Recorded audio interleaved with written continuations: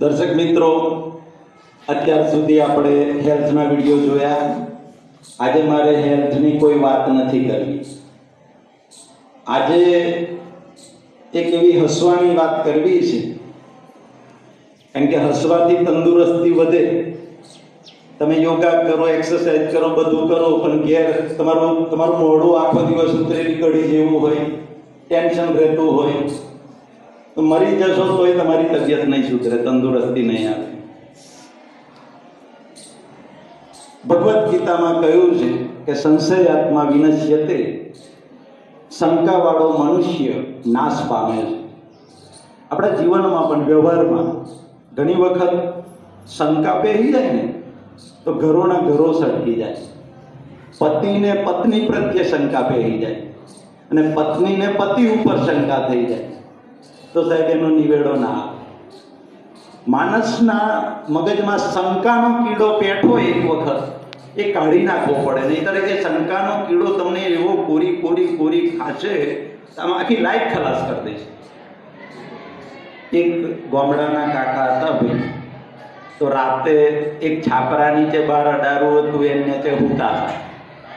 રાતે 12 વાગે હુતા હતા, એમાં અડધા જાગે ને અડધા ઊંઘે. એમાં રાતે 12 વાગે એક બિલાડાનું બચ્ચું કૂદ્યું, ઉપરથી કૂદ્યું બિલાડાનું બચ્ચું. તે કાકાના મનમાં એમ થઈ ગયું કે હાડું મન ના મન પણ હું બિલાડું ગરી ગયો. એટલે ઘરવાળાને બધાને ઉઠાડ્યા કે એટલે હું બિલાડું ગરી ગયો, મન પેટમાં તોડી ખાય છે. ઘરવાળા બધા કે એટલે બાપા બિલાડું ના ગરી જવાય કે, બાકી ના હું બિલાડું ગરી ગયો કે મન દવાખાને લઈ જાઉં. તો ભાઈ કાકાને તો લઈ ગયા દવાખાને લઈ જતા કે ભાઈ ડોક્ટરો કે શું થયું, કે કાકો કે બિલાડું ગરી ગયો. તો ડોક્ટરો ચક્કર આવ્યા. એટલે હાડો કે લખોટી ગરી જાય, પૈસો ગરી જાય, બધું ગરી જાય, પણ બિલાડું ગરી જાય આ પહેલો પેશન્ટ આવ્યો કે અમારી લાઈફમાં કે હવે કે ચોક્કસ કાકાને વહેમ ભરાઈ ગયો કે કાકાને શંકા ભરાઈ ગઈ કે હવે ઓનું કરવું શું, દવા તો કરવી પડે ને, કાકાનો વહેમ કાઢવો પડે. એટલે ભાઈ પછી બધા 4-5 ડૉક્ટરો હતા, એ ડૉક્ટરોએ ભેગા થઈને કોન્ફરન્સ કરી, મીટિંગ કરી.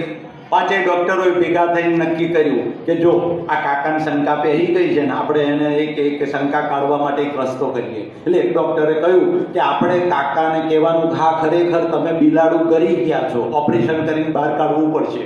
એટલે કાકાનો ઓપરેશન થિયેટરમાં લઈ જવાનો, શીશી ઊંઘાડવાની, બેભાન કરવાનો, પેટમાં ખાલી ચીરો મેળવાનો, આચો ચીરો મેળવાનો, ચીરો મેળવીને પછી ટોંકા લઈ લેવાના.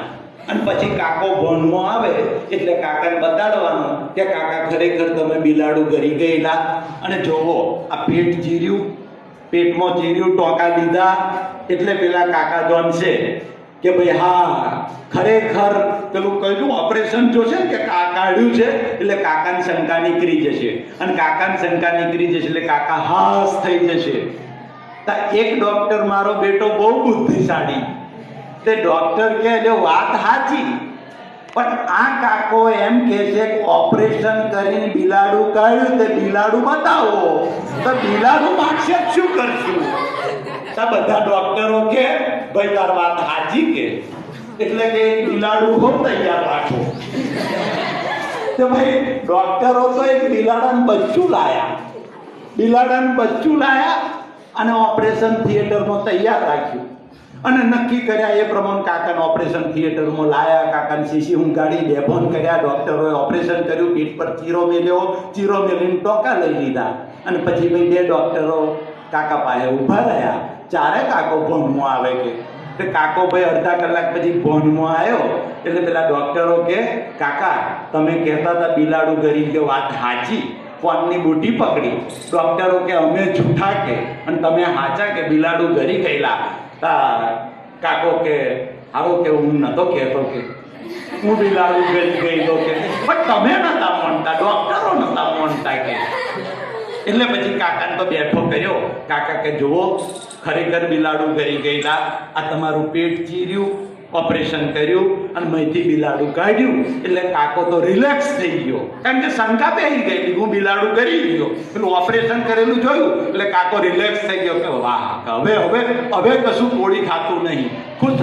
એવા પાછું યાદ આવી ગયું એટલે કાકાને એકદમ, કાકાએ કહ્યું ઓપરેશન કરીને બિલાડું કાઢ્યું તે બિલાડાનું બચ્ચું તો હશે ને તમારી પાસે, કે બતાવો. હા, પેલા ડોક્ટરો કે વાત સાચી, કે આ જો બિલાડાનું બચ્ચું ના લાયા હોત તો કાકો ના માનો. એટલે પેલા ડોક્ટરને બોલાવ્યો. ડોક્ટર બિલાડાનું બચ્ચું લઈને આવ્યો. બિલાડાનું બચ્ચું લઈને આવ્યો ને, અને જેવું બાપા બિલાડાનું બચ્ચું જોયું તો પેલા કાકાએ રાડી નાખી. એટલે હાડા બધા ડોક્ટરો તમે ખોટા છો, કે તમે બધા ડોક્ટરોએ ઓપરેશન નહીં કર્યું, તમે બધા ડોક્ટરો જૂઠા છો, કે મને છેતરો છો, કે. એટલે ડોક્ટરો કે કાકા તમે જો તમારી આંખો હોમે આ પેટ ચીરેલું, ટોકા લીધેલા, ઓપરેશન કર્યું, કે ના તમે બધા ડોક્ટરો જૂઠા, કે મને છેતરો છો. ડોક્ટરો કે કઈ રીતે? કાકો કે હું ગરી ગયેલો એ કારું બિલાડું હતું, આ તો ધોળું બિલાડું છે. એટલે ભાઈ વેમનું ઓહળ ના હોય. એટલે તમારા જીવનમાં કોઈ પણ પ્રકારની શંકા ભરાઈ જાય તો એ શંકાના કીડાને કોઈ વડીલો પાસે જજો, કોઈ એના એક્સપર્ટ પાસે જજો. કોઈ આધ્યાત્મિક કીડો ભરાયો હોય, વ્યવહારનો કીડો ભરાયો હોય, પણ શંકાનો કીડો તમને જંપીને ઊંઘવા નહીં દે. માટે શંકાનો કીડો ભરાયો હોય તો ગમે તે એક્સપર્ટ પાસે જઈને એનું સમાધાન કરી લેજો, નહીંતર તો જિંદગી ખલાસ થઈ જશે, ફેમિલી આખું ડિસ્ટર્બ થઈ જશે, જીવન જીવવાની મજા જતી રહેશે. માટે બે હાથ જોડીને મારે વિનંતી કે બધા ખુશ રહો, મજામાં રહો, આનંદમાં રહો, કાયમ હસતા રહો. જય ભારત, જય હિન્દ.